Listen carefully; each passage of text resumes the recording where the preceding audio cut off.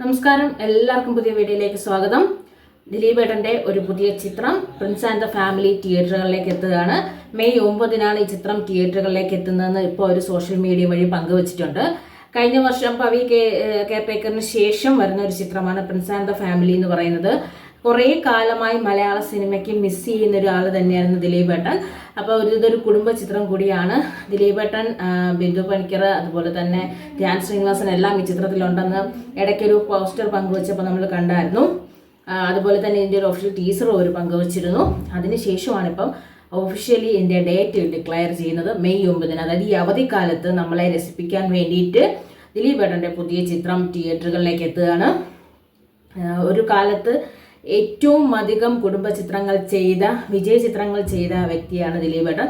അതിനുശേഷം ചെറിയൊരു ഇടവേള വന്നു. ഇടവേളയ്ക്ക് ശേഷവും അദ്ദേഹം ചെയ്ത ചിത്രങ്ങളെല്ലാം തന്നെ തിയേറ്ററിൽ ഒരുപാട് പേര് വലിയ രീതിയിൽ തന്നെ അതിനെ സ്വീകരിച്ചിരുന്നു. കാര്യം ഒരു സർട്ടൻ ഫാൻസ് ഉള്ള വ്യക്തിയാണ്. ദിലീപ് സിനിമകൾക്ക് എപ്പോഴും ഒരു ഫാൻസ് ഉണ്ട്.